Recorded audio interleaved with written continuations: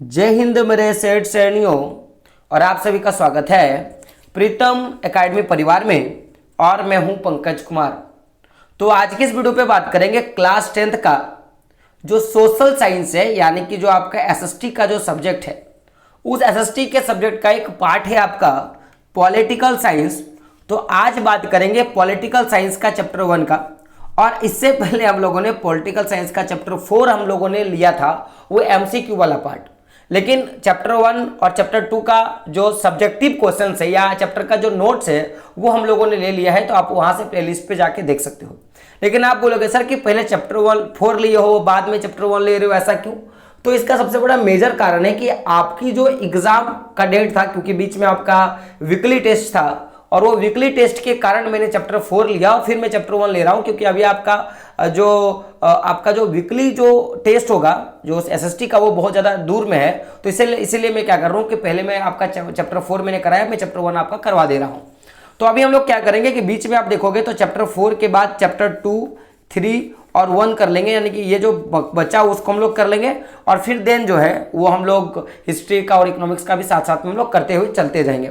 और बहुत जल्द जो है आपका जो मैं बोल सकता हूँ कि आपका एसएसटी का जो पोर्शन है एमसीक्यू वाला, वो हम लोग जल्दी से क्या करेंगे, खत्म कर लेंगे। तो आई होप आपका तबीयत बहुत अच्छा होगा और आपका तैयारी भी बहुत अच्छा चल रहा होगा, क्योंकि देखो ये जो लास्ट का जो 3 महीना है ना, ये बड़ा क्रूशियल मोमेंट होता है। यानी कि इस मोमेंट पे ऐसे ऐसे बच्चे पढ़ने लगते हैं जिसकी आप कल्पना भी नहीं कर सकते हो। तो ये जो लास्ट वाला जो 3 महीना है, आप इस पे अपने नंबर बढ़ा सकते हो और आप अपने नंबर को इंक्रीज कर सकते हो।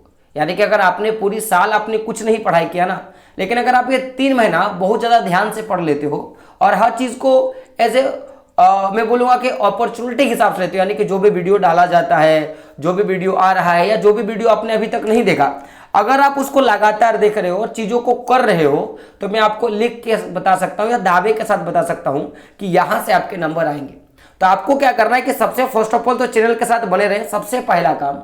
और दूसरा, जो भी मैं वीडियो बना रहा हूँ या जैसे मैं आपको तैयारी करने बोल रहा हूँ, आप वैसे तैयारी करते रहें। मैं आपको दावे के साथ बोल सकता हूँ कि आपकी बोर्ड एग्जाम की तैयारी इतनी बेस्ट हो जाएगी कि आपका नंबर आराम से आएगा। तो बात करेंगे आज हम लोग पॉलिटिकल साइंस का जो चैप्टर 1 है आपका सत्ता की साझेदारी।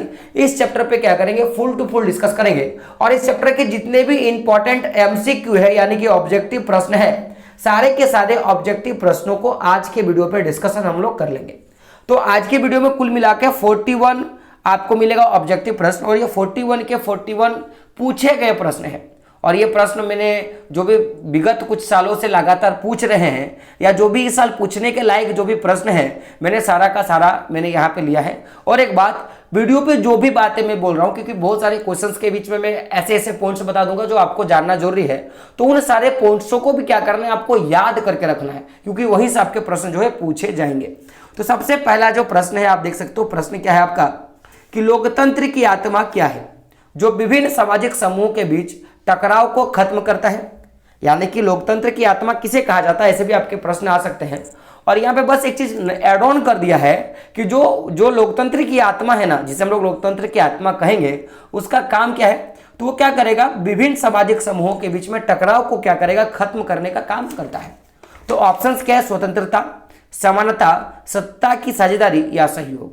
तो जो आपकी सत्ता की साझेदारी है ना, ये क्या करता है, इसे लोकतंत्र की आत्मा कहा जाता है। और ये क्या करता है, विभिन्न सामाजिक समूहों के बीच में टकराव को खत्म करने का काम करता है। अगर आपको इसकी विशेष जानकारी चाहिए तो आप जाके चैप्टर डिस्कशन में देख सकते हो। अगर देख सकते हो क्या है आपका दूसरा नंबर पॉइंट है, प्रश्न क्या है कि सत्ता की साझेदारी के संबंध में निम्न में कौन सा कथन क्या है, असत्य, यानी कि कौन सा कथन आपका असत्य है। तो यानी कि सत्य कथनों को अगर छांट लिया जाए तो असत्य कथन जो है आपको आराम से देखने के लिए मिल जाएगा। तो सबसे पहला जो आप पॉइंट देख रहे हो क्या है कि सत्ता की साझेदारी लोकतंत्र के लिए लाभकर है। यानी कि अगर सत्ता की साझेदारी हो रहा है तो ये क्या है, लोकतंत्र के लिए लाभदायक है, ये आपका पॉइंट है। तो ऑप्शन नंबर 1 क्या होगा आपका, सही होगा, यानी कि सत्य है, ये आपका ट्रू है। लेकिन आपको खोजना क्या है, फॉल्स। अब ट्रू क्यों है, क्योंकि जब सत्ता की साझेदारी होगी और उससे सत्ता का जब बंटवारा होगा तो काम काज में अंतर मिलेगा। यानी कि एक व्यक्ति के पास उतना ज़्यादा डिस्टर्बेंस नहीं होगा या उतना ज़्यादा भार नहीं होगा, जिससे वो क्या होगा, अपने काम को सही ढंग से नहीं कर पाएगा। तो कहीं ना कहीं लोक सत्ता के साझेदारी लोकतंत्र के लिए लाभदायक होता है। और एक वो जो सिलसिला चलता है, चाहे आप बहुसंख्यकवाद का बोल लो, चाहे वंशानुगतवाद का बोल लो, तो वो चीज़ें आपको यहाँ पे देखने के लिए नहीं मिलता है, क्योंकि यहाँ पे जो विभिन्न अंग होते हैं सत्ता के, वो एक दूसरे को कंट्रोल करने का भी क्या करता है, काम करता है। तो ये लाभदायक होता है। अगला क्या है आपका कि इससे सामाजिक समूहों में टकराव का अंदेशा घटता है, यानी कि जो सामाजिक टकराव होगा वो घटता है। जी हाँ दोस्तों, क्योंकि यहाँ पे जो आप देख रहे हो, सत्ता की जब साझेदारी होती है तो एक हम लोगों ने सत्ता का क्षैतिज वितरण देखा, एक सत्ता का ऊर्ध्वाधर वितरण देखा। तो एक जो वितरण होता है जिसमें हम लोगों ने देखा था कि सत्ता को दो स्तर पे बांटा गया, जैसे एक हम लोगों ने देखा था, एक जो था केंद्र स्तर पे और दूसरा क्या था, क्षेत्र स्तर पर, यानी कि मैं बोलूंगा राज्य स्तर पर। तो इससे क्या होगा कि अलग अलग भाषाओं के अलग अलग समूहों के लोगों के बीच में बातें जो है सरकार के बीच में रखी जाएंगी, जिससे सबसे बड़ा प्रॉब्लम क्या होगा कि सामाजिक टकराव कम होगा। तो यानी कि मैं बोल सकता हूं कि ये जो सामाजिक समूहों, जो सत्ता की साझेदारी हो, सामाजिक समूहों के बीच में टकराव का जो अंदेशा है उसको घटाने का काम करता है। तो ये बिल्कुल ट्रू है। अगला क्या है, यह अस्थिरता एवं आपसी फूट को बढ़ाता है। जी हाँ, रॉन्ग। ये आपका क्या है, रॉन्ग है। क्यों रॉन्ग है? क्योंकि ये क्या है, मेरा फॉल्स है। ये मेरा क्या है, फॉल्स है। कारण मैं फॉल्स का बात करूं तो जो सत्ता की साझेदारी होता है वो ऐसा कोई घटना करने का नहीं काम करता है, बल्कि ये लोकतंत्र की अस्थिरता को बनाता है और आपसी जो फूट है उसको कम करने का काम करता है।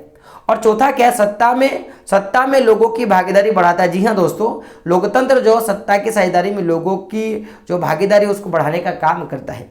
यानी कि ऑप्शन नंबर 3 क्या होगा, वो सही होगा। कारण क्योंकि असत्य कथन को यहाँ पे चुनने के लिए बोला है। लेकिन कभी क्वेश्चंस दे देगा कि बताइए इनमें से कौन सा जो है सत्ता की साझेदारी का एक रूप है, तो आप इन सारी चीजों को सही करोगे तो आपके आंसर क्या हो जाएगा, सही हो जाएंगे। बात करें तो बात करेंगे क्वेश्चन नंबर 3 पे। तो क्वेश्चन नंबर 3 क्या है आपका कि बेल्जियम में कौन सी दो प्रमुख भाषाएं बोली जाती थी। तो बेल्जियम में दो प्रमुख भाषाएं थी, एक फ्रेंच और दूसरा क्या था, डच। अब ये फ्रेंच डच था क्या, थोड़ा हम इस पे बात करेंगे। तो हम लोग देखे थे कि जो पूरा का पूरा बेल्जियम था, जैसे मान लीजिए बेल्जियम है, तो बेल्जियम को दो भाग में बांटा गया था। एक जो था आपका फ्लेमिश का एरिया था, एक क्या था आपका, मैं अगर एक एरिया का मैं बात करूं तो एक जो एरिया था वो आपका फ्लेमिश का एरिया था, इसलिए मैंने यहाँ लिखा। अब इस फ्लेमिश का एरिया जो था वो कुल आबादी का जो जनसंख्या था, उस कुल आबादी का 59% जो आबादी है इस फ्लेमिश एरिया में रहा करता था। और इस एरिया के जितने भी लोग होते थे वो सभी के सभी लोग डच भाषा बोला करते थे। और अगला जो एक एरिया था जिसको हम लोग क्या बोलते थे, बेलोनिया बोलते थे, बेलोनिया जगह का नाम बोलते थे।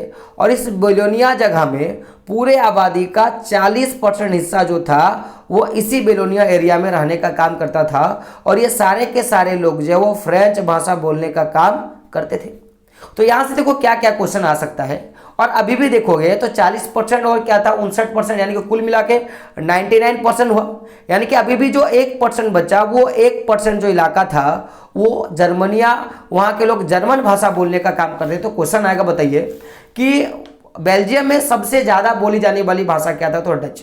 और दूसरी क्या थी, फ्रेंच। और तीसरी भाषा क्या था आपका, जर्मन। तो यहां से क्वेश्चन आ सकता है, देख सकते हो क्वेश्चन पूछेगा कि बताइए, पूछेगा कि निम्न में से कौन बेल्जियम का भाषा समूह नहीं है।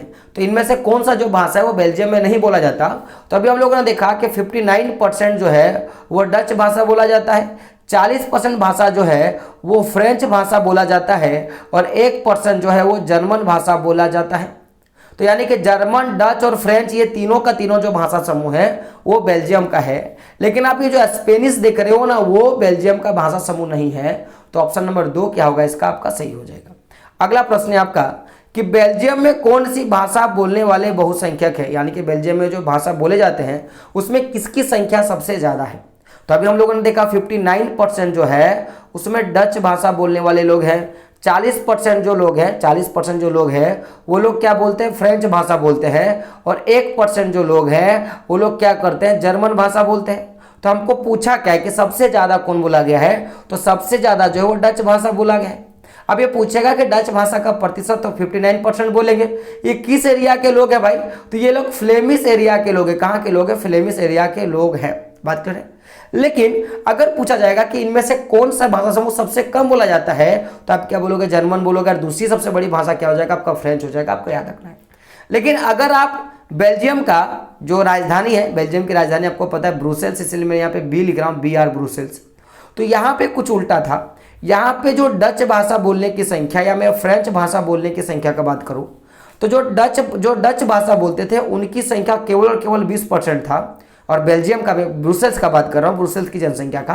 और वही डच भाषा जो फ्रेंच भाषा है वो 80% बोला जाता था, चूंकि पूरा का पूरा उल्टा था। कहाँ का? तो पूरे के पूरे बेल्जियम से। तो आपको ये भी बात याद रखना है।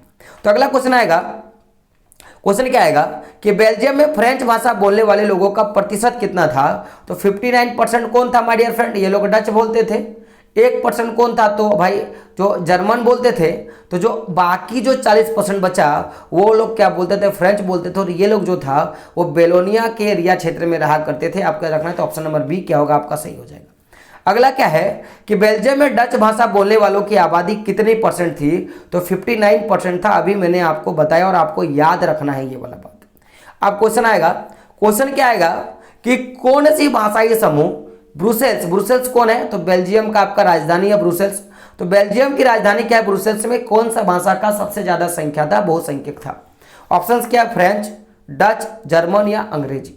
तो मैंने क्या बोला कि चूंकि ये उल्टा था। उल्टा क्या था कि जो बेल्जियम ब्रुसेल्स है यहाँ पे जो डच भाषा बोलने वालों की संख्या था 20%। और वही मैं बात करूं बेल्जियम में तो जो डच भाषा बोलता था उसका परसेंट कितना था? 59। फ्रेंच भाषा यहाँ पे 40% था और यहाँ पे जो फ्रेंच भाषा था वो 80% बोला जाता था। कितना? 80% बोला जाता था। तो सबसे ज्यादा यहाँ पे फ्रेंच भाषा बोला जाता था, आपको याद रखना है। अब क्वेश्चन ये भी आ सकता है, क्वेश्चन पूछा जा सकता है कि बताइए बेल्जियम की राजधानी कहाँ है? क्वेश्चन क्या आ सकता है कि बेल्जियम की राजधानी बेल्जियम की राजधानी ब्रुसेल्स। लेकिन क्वेश्चन क्या आएगा? ब्रुसेल्स किस देश की राजधानी है? तो ये बेल्जियम की राजधानी है। ऑप्शन नंबर 1 क्या करना है आपको याद रखना है। अब यहाँ पे क्वेश्चन आ सकता है कि यूरोपीय संघ का मुख्यालय कहाँ अवस्थित है? ऑप्शंस क्या? ब्रुसेल्स में, लंदन में, रोम की, पेरिस में। तो ये ब्रुसेल्स में होगा इसका आंसर। ऑप्शन नंबर 1 क्या होगा आपका सही हो जाएगा। तो यूरोप संघ का जो मुख्यालय है वो ब्रुसेल्स में स्थापित किया गया है। अगला क्वेश्चन 11 नंबर का क्वेश्चन क्या है आपका कि सत्ता की साझेदारी को ध्यान में रखकर 1970 से लेकर 1993 के बीच बेल्जियम के संविधान में कितने बार का संशोधन किया गया है? तो कुल मिला के 4 संशोधन जो है किए गए थे। कब? 1970 से लेकर 1993 के बीच में बात करें। अब बात करेंगे क्वेश्चन नंबर 12 में। तो क्वेश्चन नंबर 12 क्या है आपका कि बेल्जियम की केंद्रीय सरकार में डच और फ्रेंच भाषी मंत्रियों की संख्या किस अनुपात में रखा गया है? तो अगर मैं बेल्जियम में केंद्र सरकार का बात करूं या मैं राज्य सरकार का बात करूं तो वहां पे जो भी परसेंटेज रखा गया है यानी कि जो भी सीटें रखा गया है मंत्रियों का वो उनके जनसंख्या के हिसाब में, धर्म के अनुपात में या सामाजिक प्रभुत्व के अनुपात में या बराबर रखा गया है। तो आंसर क्या होगा? बराबर, यानी कि दोनों की जो संख्याएं हैं वो इक्वल है। जितना संख्या में आपके डच भाषा के मंत्री है ठीक उतने ही संख्या में आपको फ्रेंच भाषा के मंत्री देखने के लिए मिलेगा। तो बराबर होगा इसका आंसर। अगला प्रश्न है 13 नंबर का प्रश्न क्या आपका कि सामुदायिक सरकार किस देश से संबंधित है, यानी कि किस देश में सामुदायिक सरकार पाया जाता है? ऑप्शन क्या? श्रीलंका, बेल्जियम, भारत और जर्मनी। तो आंसर क्या होगा इसका? बेल्जियम, यानी कि ऑप्शन नंबर 2 क्या होगा आपका सही होगा, क्योंकि बेल्जियम में 3 स्तर की सरकारें थी।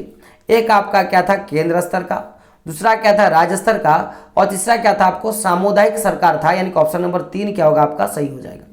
अगला क्या आपका 14 नंबर का प्रश्न है कि कौन सा कथन असत्य है, आपको उसको क्या करना है? टिक आउट मारना है। तो क्या बेल्जियम में सत्ता की साझेदारी के संबंधित कौन सा कथन असत्य यानी कि फॉल्स वाले पे टिक मारना है। सबसे पहले ट्रू वाले को हम लोग छांट लेते हैं। ऑप्शन नंबर 1 क्या है कि केंद्र सरकार में डच और फ्रेंच भाषी मंत्रियों की संख्या समान थी। जी हाँ दोस्तों, बराबर था। ऑप्शन नंबर 1 जो होगा वो आपका ट्रू हो जाएगा। अगला क्या है कि राज्य सरकारें केंद्र सरकार के अधीन नहीं थी। जो राज्य सरकारें थी वो केंद्र सरकार के क्या थी? अधीन नहीं थी। जी हाँ दोस्तों, इसमें अधीनस्थता का बात नहीं था, दोनों का दोनों कहते स्वतंत्र था। अगला क्या है कि बेल्जियम में अलग सरकार है और इनमें डच एवं फ्रेंच भाषी समुदाय का असमान प्रतिनिधित्व है। नहीं, ऐसा नहीं था। ये आपका क्या है? ये आपका फॉल्स है, ऐसा बात नहीं था। सरकार क्या था? एक था। अगला क्या है आपका कि केंद्र क्या है? देख सकते हो ऑप्शन क्या है कि केंद्र एवं राज्य सरकार के अलावा यहाँ तीसरे स्तर की सरकार था, सामुदायिक सरकार भी काम करता था। जी हाँ दोस्तों, काम करता था, यानी कि ऑप्शन नंबर 1 जो है आपका ट्रू है। ऑप्शन नंबर 2 भी क्या है आपका? ट्रू है। ऑप्शन नंबर 3 क्या है आपका? फॉल्स है, यानी कि ऑप्शन नंबर 3 क्या आपका सही हो जाएगा। और ऑप्शन नंबर 4 भी क्या होगा आपका? ट्रू होगा। बात करें अगले प्रश्न पे, तो प्रश्न क्या है कि श्रीलंका स्वतंत्र कब बना? तो श्रीलंका जो है वो 1948 में स्वतंत्र बना था। तो ऑप्शन नंबर 4 क्या होगा आपका? सही हो जाएगा। अगला प्रश्न है कि श्रीलंका में आबादी का सबसे बड़ा हिस्सा किस प्रमुख सामाजिक समूह का था? तो सिंहली था। ऑप्शन नंबर 1 क्या होगा आपका? सही हो जाएगा। अगर मैं बात करूं श्रीलंका का, तो आपको याद रखना है श्रीलंका की कुल आबादी का अगर मैं बात करूं तो उसको हम लोग लगभग 3 भाग में बांटते हैं। तो पहला जो कुल आबादी था, उस कुल आबादी का यानी कि टोटल आबादी का जो 74% आबादी था, वहाँ पे कौन थे? वो लोग सिंहली भाषा बोलते थे और ये लोग श्रीलंका के मूल लोग थे जो वहाँ के निवासी करते थे। और यहाँ का जो 18% जो आबादी है उसको 2 भाग में रखा गया था, जिसमें 15% जो लोग था ये लोग श्रीलंका के मूल थे, यानी कि श्रीलंका के मूल लोग थे जो लोग तमिल भाषा बोला करते थे। और इस 18% में तमिल भाषा बोलने वाले कुछ हिंदुस्तानी भी थे जिनका परसेंट क्या था? 5% था। और बाकी का जो 7% था ये लोग ईसाई धर्म को मानते थे। क्या मानते थे? ईसाई धर्म को मानते थे। तो आपको याद रखना है। तो सबसे बड़ा हिस्सा किसका है? सिंहलियों का है। आपको क्या करना है? याद रखना है। अब अगला प्रश्न आपका आएगा कि श्रीलंका में कौन सा समूह बहुसंख्यक है? तो यहाँ पे जो सिंहली समुदाय था वो बहुसंख्यक था। क्यों? क्योंकि कुल आबादी का केवल और केवल 74% था। तमिल जो था वो 18% था। इसमें भी 2 भाग है, एक आपका क्या है? हिंदुस्तान मूल का, और एक क्या था? श्रीलंकाई मूल का तमिल। तो जो श्रीलंकाई मूल का तमिल था उनका परसेंट 13% था और 5% किसका था? तो जो हिंदुस्तानी मूल का तमिल था। अगला क्वेश्चन आपका आएगा, क्वेश्चन यहाँ पे क्या देख सकते हो कि श्रीलंका में, क्वेश्चन का श्रीलंका में बहुसंख्यक सिंहलियों की आबादी कुल आबादी का कितना प्रतिशत था? तो यहाँ पे देखिए सिंहलियों की आबादी कितना था? 74% था। आपको क्या करना? याद करके रखना है।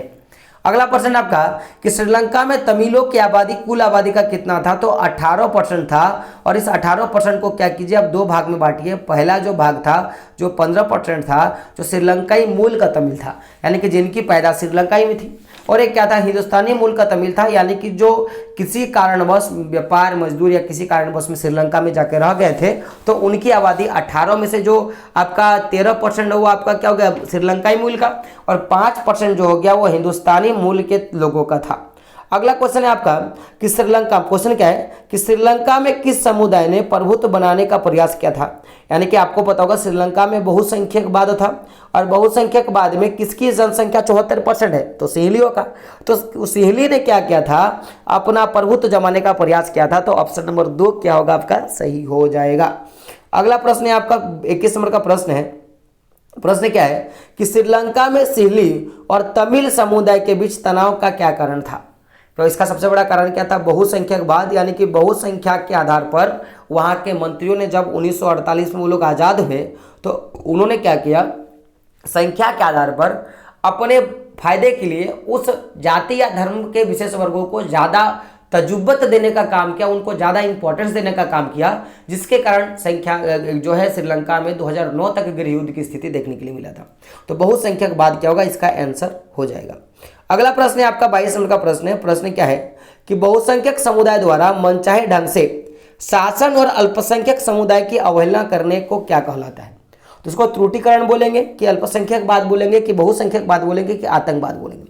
तो मैंने क्या बोला? बहुसंख्यक समुदाय के द्वारा मनचाहे ढंग से शासन को अल्पसंख्यक समुदाय से अवहेलना करना, यानी कि अल्पसंख्यक लोगों का, यानी कि जिसकी संख्या कम है उस पर इंपॉर्टेंस नहीं देना, तो ऐसे शासन व्यवस्था को क्या बोलेंगे? बहुसंख्यकवाद बोलेंगे। यानी कि ऑप्शन नंबर 3 क्या होगा आपका?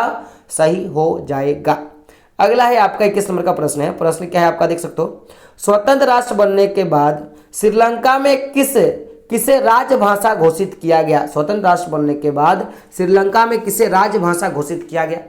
तो आपने पता होगा कि जब श्रीलंका 1948 में स्वतंत्र राष्ट्र बना तो उसने बहुसंख्यकवाद को आगे रखकर सबसे पहला काम क्या किया कि जो सिंहली भाषा है जिसकी संख्या ज़्यादा है उसको क्या किया? राष्ट्रभाषा घोषित किया। सिंहली लोग जो धर्म को मानते थे, कौन सा धर्म मानते थे? बौद्ध धर्म मानते थे। तो बौद्ध धर्म को क्या किया गया? संरक्षण दिया गया, और उसको बढ़ाने के प्रयास में सरकार ने बहुत सारा कदम उठाया। और सिंहली भाषी लोगों को और बौद्ध धर्म के वाले लोगों को सरकारी स्कूलों, सरकारी कामकाज या सरकारी सेवाओं में ज़्यादा प्राथमिकता देने का काम किया गया था। तो ऑप्शन से क्या होगा इसका आंसर? ऑप्शन नंबर 4 क्या हो जाएगा? सिंहली क्या होगा? इसका सही हो जाएगा। अगला 25 नंबर का प्रश्न है, 24 नंबर का प्रश्न है कि 1956 में श्रीलंका में किस भाषा को एकमात्र राजभाषा बना दिया गया? तो सिंहली भाषा को एकमात्र राजभाषा बना दिया। कब? 1956 में इसको राष्ट्रभाषा का दर्जा दिया गया था। तो ऑप्शन नंबर 1 क्या होगा आपका? सही हो जाएगा। अगला क्वेश्चन आएगा, देखिए क्वेश्चन किसी भी तरह पूछ सकता है, इसलिए मैंने क्वेश्चंस को घुमा घुमा कर बताया है कि श्रीलंका में सिंहली को कब राजभाषा घोषित किया गया? तो 1956 में से राजभाषा घोषित कर दिया गया। तो ऑप्शन नंबर 1 क्या होगा आपका? सही हो जाएगा। अगला प्रश्न है, श्रीलंका का राजकीय धर्म क्या है? तो उस समय श्रीलंका का राजकीय धर्म बौद्ध धर्म को रखा गया था। तो ऑप्शन नंबर 2 क्या होगा आपका? सही हो जाएगा। अगला प्रश्न है आपका 27 नंबर का, किस अधिकांश सिंहली भाषी लोग किस धर्म को मानते थे? तो ये लोग बौद्ध धर्म को मानते थे। तो ऑप्शन नंबर 3 क्या होगा आपका? सही होगा। लेकिन अगर मैं बात करूं मुसलमान धर्म का, जिनका संख्या केवल क्या था? 5% था। आपको यह भी याद रखना होगा। अगला प्रश्न है आपका 28 नंबर का प्रश्न है कि श्रीलंका में सिंहली और तमिल के बीच टकराव ने क्या रूप ले लिया था? तो दोनों के बीच में जब टकराव हुआ वो गृह युद्ध की स्थिति ले लिया और श्रीलंका में 2009 तक क्या चला था? गृह युद्ध चला था, यानी कि 2009 में जो है गृह युद्ध समाप्त हुआ था। तो क्वेश्चन ये भी पूछा जा सकता है कि श्रीलंका में, क्वेश्चन आएगा कि श्रीलंका में तमिल और सिंहलियों के बीच हुए गृह युद्ध का अंत कब हुआ था? तो 2009 में क्या हुआ था? इसका अंत हुआ था। अब अगला एक प्रश्न आएगा, प्रश्न क्या आएगा कि लीटे कहाँ का आतंकवादी संगठन है? तो ये श्रीलंका का क्या है? एक आतंकवादी संगठन के। ऑप्शन नंबर 1 क्या होगा आपका? सही हो जाएगा। अगला कि देखिए इंपॉर्टेंट प्रश्न है, ये पूछा गया प्रश्न है कि इलम शब्द का क्या अर्थ है? तो इलम शब्द का अर्थ होता है सरकार। क्या होगा? सरकार। और आपको पता होगा कि तमिल भाषी लोगों ने, जो श्रीलंका की 18% आबादी है, तमिल भाषी लोगों ने 1980 के दशक में इलम यानी कि सरकार का मांग किया था कि हमारे पास एक संवैधानिक सरकार होनी चाहिए। आपको याद रखना है। अगला क्या आपका 32 नंबर का प्रश्न है, प्रश्न क्या है कि शासन के विभिन्न अंग जैसे विधायिका, कार्यपालिका, न्यायपालिका के बीच सत्ता का बंटवारा को कहा जाता है, उसे क्या बोलेंगे? उसे ऊर्ध्वाधर वितरण बोलेंगे, क्षैतिज वितरण बोलेंगे, सामूहिक वितरण बोलेंगे कि राजनीतिक वितरण बोलेंगे? तो इसे क्या बोलेंगे? सत्ता का क्षैतिज वितरण, जिसमें विधायिका, कार्यपालिका और न्यायपालिका के साथ क्या होता है? वितरण होता है। अब सवाल कि सर ऊर्ध्वाधर वितरण क्या है? तो भाई ऊर्ध्वाधर जो वितरण होता है, जो ऊर्ध्वाधर वितरण होता है, यानी सत्ता को उसमें राज्य और केंद्र स्तर पर बांटने का हम लोग क्या करते हैं? काम करते हैं। अब यहाँ पे क्वेश्चन आता है कि बताइए सत्ता की क्षैतिज वितरण में के अंतर्गत कौन कौन सा अंग जो है वो शामिल किया जाता है? जैसे केंद्र सरकार को, राज्य सरकार को, स्थानीय सरकार को, हित समूह, दबाव समूह, राजनीतिक समूह को, विधायिका, कार्यपालिका या न्यायपालिका को, राज्य समूह, भाषाई समूह या धार्मिक समूह को। जो 33 नंबर का आंसर क्या होगा? विधायिका, कार्यपालिका और न्यायपालिका, इसे सत्ता के वितरण के अंतर्गत रखा जाता है। अगला एक प्रश्न है आपका 34 नंबर का प्रश्न है कि केंद्र और राज्य सरकारों के बीच में सत्ता के बंटवारे को क्या बोलेंगे? तो इसे ऊर्ध्वाधर वितरण बोलते हैं, चूंकि मैंने अभी आपको बता दिया था। अब अगला एक प्रश्न है आपका 35 नंबर का प्रश्न है, प्रश्न क्या है कि सत्ता के साझेदारी के ऊर्ध्वाधर वितरण में निम्न में से कौन सा संबंध है? तो जो सत्ता का जो ऊर्ध्वाधर वितरण होगा, तो भारत में वो केंद्र सरकार और राज्य सरकार के अंतर्गत ये वर्णित किया गया है। लेकिन अगर आप बेल्जियम में देखोगे तो ये जो ऊर्ध्वाधर वितरण है उसमें सबसे पहला आपका केंद्र, उसके नीचे क्या हो गया? राज्य, और राज्य के नीचे क्या होगा? सामुदायिक सरकार। यानी कि केंद्र सरकार क्या होगा आपका? केंद्र सरकार, राज्य सरकार, जिसे स्थानीय सरकार भी हम लोग कभी कभी बोलते हैं सामुदायिक सरकार को। तो केंद्र सरकार, राज्य सरकार और स्थानीय सरकार, जिसको सामुदायिक सरकार हम लोग बोलते हैं। तो ये क्या है आपका? ऊर्ध्वाधर वितरण का एक उदाहरण। तो ऑप्शन नंबर 2 क्या होगा आपका? सही हो जाएगा। बात करें 36 नंबर प्रश्न पे, तो प्रश्न क्या आपका कि न्यायपालिका की नियुक्ति कौन करता है? तो न्यायपालिका की नियुक्ति कार्यपालिका करता है। और अगर मैं एक सिंगल व्यक्ति का बात करूं तो उसका आंसर क्या होगा? राष्ट्रपति उसका भी आंसर होता है। राष्ट्रपति का कार्यपालिका का एक अंग है। तो ऑप्शन नंबर 1 क्या होगा आपका? सही हो जाएगा। अगला प्रश्न है आपका 37 नंबर का प्रश्न है कि कार्यपालिका और विधायिका पर अंकुश कौन रखता है? तो कार्यपालिका और विधायिका पर अंकुश रखने का काम है न्यायपालिका का। तो न्यायपालिका क्या होगा? इसका आंसर होगा। आप समझिएगा, चूंकि न्यायपालिका कार्यपालिका पे अंकुश रखता है, तो अब इस अंकुश रखने का भी बहुत सारा फायदा है। अब ये इस प्रकार जो अंकुश रखता है, यानी कि आप देखोगे तो जैसे न्यायपालिका जो है वो शासन के विभिन्न अंगों पर, या न्यायपालिका कार्यपालिका पर, विधायिका पे जो नियंत्रण रखता है, इसके चक्कर में ये जो पूरा का पूरा जो शासन बागडोर बनता है उस पर नियंत्रण और संतुलन देखने के लिए मिलता है। तो क्वेश्चन आएगा कि बताइए कि शासन के विभिन्न अंगों द्वारा एक दूसरे पर अंकुश रखने की प्रक्रिया को क्या कहा गया? तो नियंत्रण और संतुलन की प्रक्रिया कहा गया, और इंग्लिश में इसे चेक एवं बैलेंस कहा गया। चेक एवं क्या कहा गया? बैलेंस कहा गया। तो आपको ये भी याद रखना है कि चेक और बैलेंस किसे कहा जाता है? तो क्या बोलेंगे? शासन के विभिन्न अंगों के द्वारा जो एक दूसरे का जो संतुलन रखा जाता है उसे क्या कहा गया? नियंत्रण या संतुलन, जिसे चेक एवं बैलेंस के नाम से जाना जाता है। अब यहाँ पे क्वेश्चन आएगा कि नियंत्रण एवं संतुलन की व्यवस्था का संबंध सत्ता की साझेदारी के निम्न में से किस रूप में है? तो इसको क्या बोलेंगे? सत्ता का जो हमारा क्षैतिज वितरण होता है इसमें आपको बैलेंसिंग रूप देखना पड़ेगा, चेक और बैलेंस का रूप आपको देखने के लिए मिलेगा।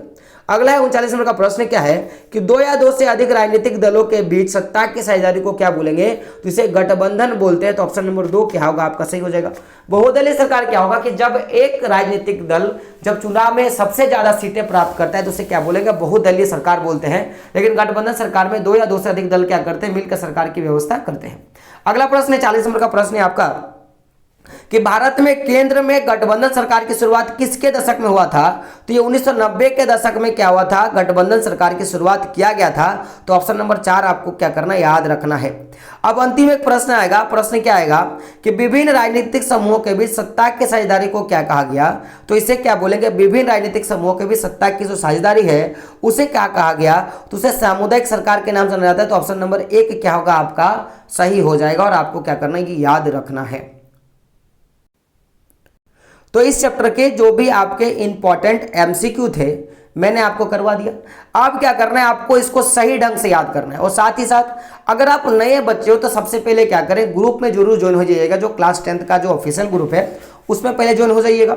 और दूसरी सबसे बड़ी बात कि आप वीडियो को शुरू से देख रहे हैं, लास्ट तक देखिएगा। जो भी वीडियो क्लास 10 के रिगार्डिंग पढ़ा हुआ है पीछे, आप उसको भी देखिए। जो वर्तमान में आ रहा है आपको उसको भी देखना है।